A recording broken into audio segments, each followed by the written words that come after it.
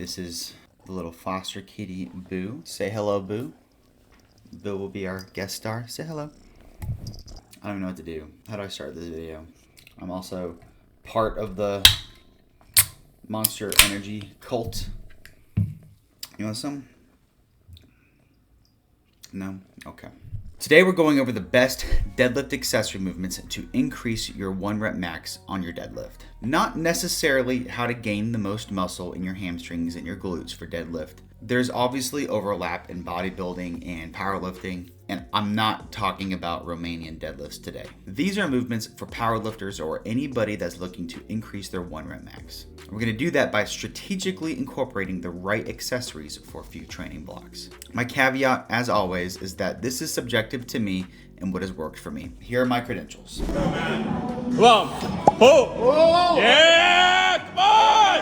Yeah. Now, I pull conventional only, but I do think that these accessory movements apply to both sumo and conventional. And if you stay until the end of the video, I'm going to tell you my favorite accessory movement if I had to just pick one and why. Now, before we get into the exercises, we need to define something first, and that is the concept of sticking points. Sometimes I call them weak points interchangeably. This is simply where the bar sticks on maximum effort. This is if you're a powerlifter where you've been red lighted before in competition. Yes, you got it!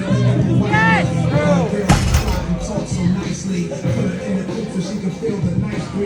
Or maybe you've dropped the weight on max attempts. If you want to find your sticking point and you're serious about this, film yourself going heavy. Maybe a true 1 rep max. Maybe a top set taking close to failure. Then ask yourself, where's the bar actually failing? Sometimes it literally stops moving and you end up dropping it. Are you one of those guys that has a really hard time getting off the floor, but if you can get it off the floor, you know you're gonna get it all the way up? Or does it stall around your knees?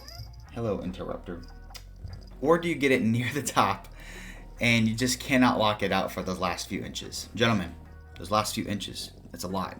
Once you know what your weak point is, then we can actually choose accessories intelligently instead of just doing random variations or spamming Romanian deadlift like every amateur. Let's start with the first sticking point a lot of people face, and that's just getting it off the floor. Sometimes the bar doesn't even move. Sometimes it comes up just an inch or two and then you drop it. What's the best movement to fix this? My personal favorite is deficit deadlifts. It's really not mind-blowing. It's the same setup as your normal deadlift, but you're just standing on a plate or some kind of pad, anything to increase your range of motion. Maybe not too much if you're kind of close to competition. It feels awkward. Your mechanical leverage is worse. That is the point. The theme here in this video that you're gonna see over and over again is making the deadlift harder where your sticking point is. Now, on getting it off the floor, one tip I have is I like to think of the deadlift as like a box jump or just a vertical jump. The harder you push your feet through the floor, the more force you produce in the opposite direction. Except your feet aren't leaving the ground because you're holding hundreds of pounds in your hands.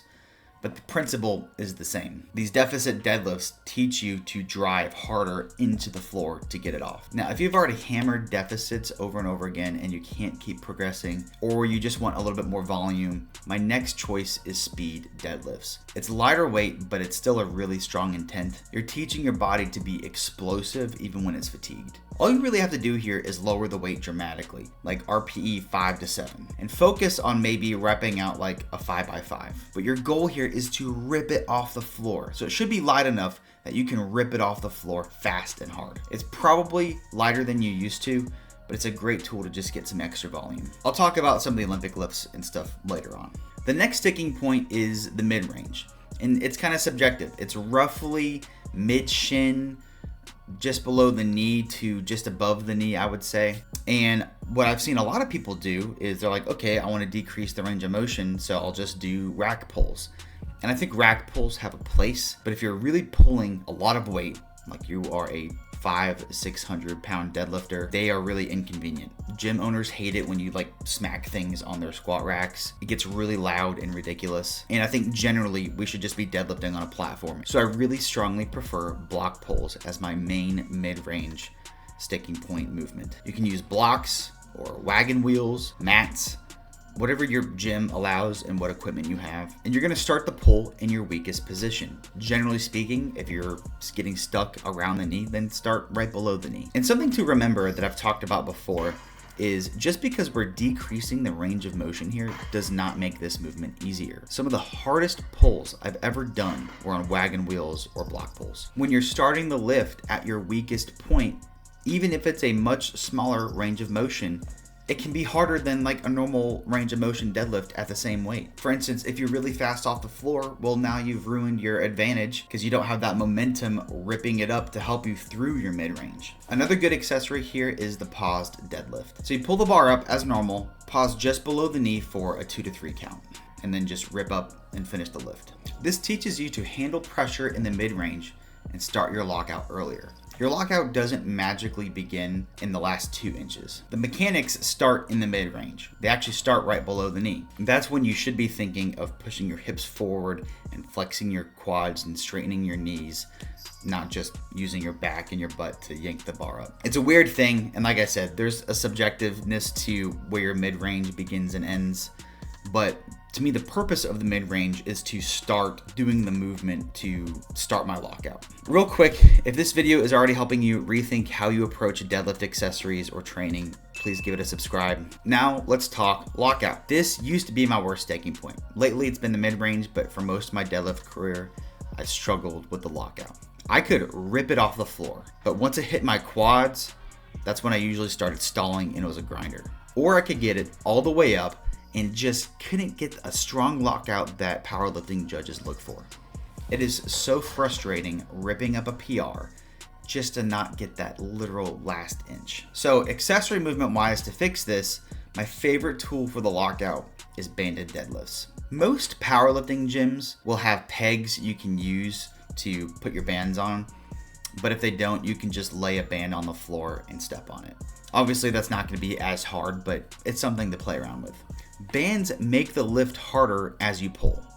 The resistance ramps up really fast and non-linearly. That means you cannot be lazy off the floor.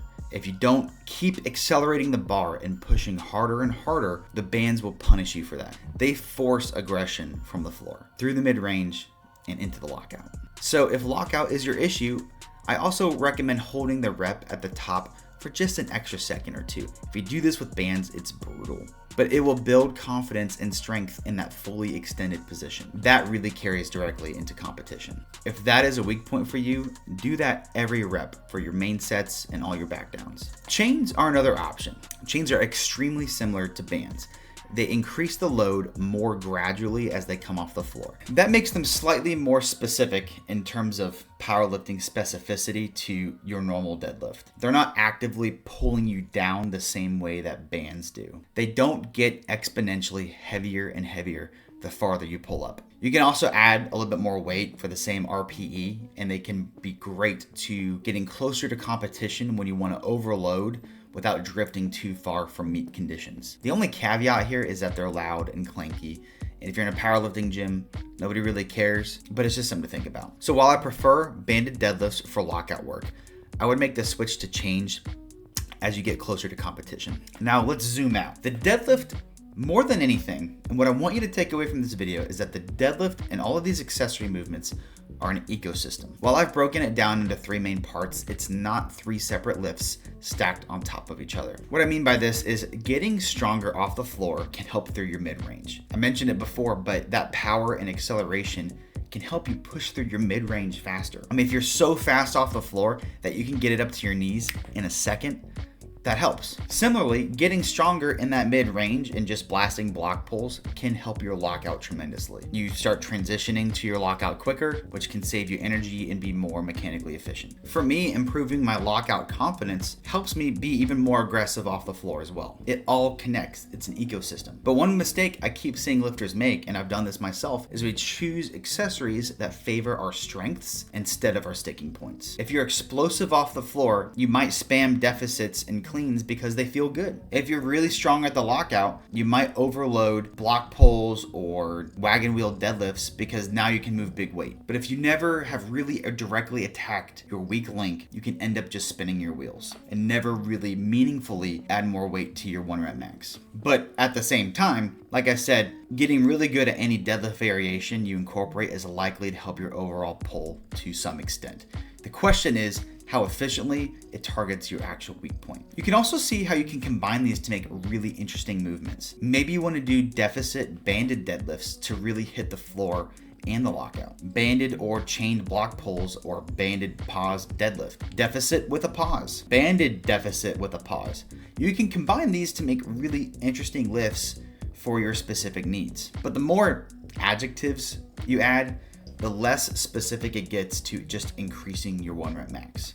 I've said it before and I'll say it again. Really, your best tools are programming choices. So doing a lot more heavy singles, getting really good at 1 rep, doing heavier back downs and then targeted accessory movements is just your go-to formula. Now, looking at the bottom of this slide, these are what I would call non-specific movements. Power cleans, hang cleans, snatches, snatch grip deadlifts, Romanian deadlifts, halting deadlifts, hip thrusts, front squats. I've done all of these. I really believe that these will help your deadlift. They build muscle, they build general strength, they build explosiveness. Now, if your goal is deadlift specifically, these are great 3rd or 4th movements. They're great in higher volume phases. Nothing's stopping you from training for a block and going really hard on power cleans. They're really great in the off season. But to me, they're just not targeting sticking points the way deficits, pauses, block pulls, bands, and chains do. Now, like I promised, if I had to pick one accessory, especially if you do not know your sticking point, or maybe you're short on equipment, it would be banded deadlifts. I mean, more than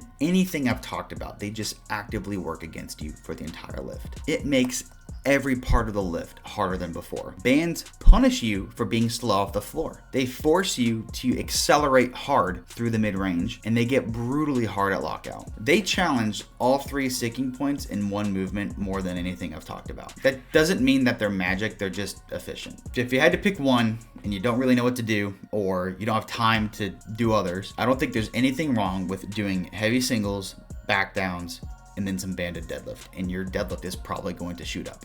At the end of the day, accessories are just tools. What matters just as much, and probably more, is how your volume and intensity progresses over time and how you structure your training blocks. If you want a full breakdown of that, check out my How to Program for Yourself video. If this helped you rethink your deadlift training, please hit that subscribe button and drop a comment telling me exactly where your deadlift fails. Is it off the floor, the mid-range, or the lockout? What has helped you before? What's held your deadlift back? I read all of those comments, and that's what helps me decide on what to make next. Appreciate your watch. Have a great one, y'all.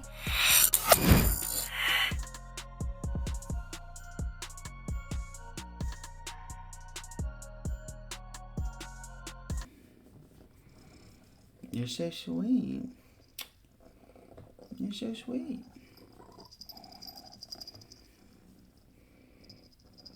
Can you hear her purring? You're so sweet.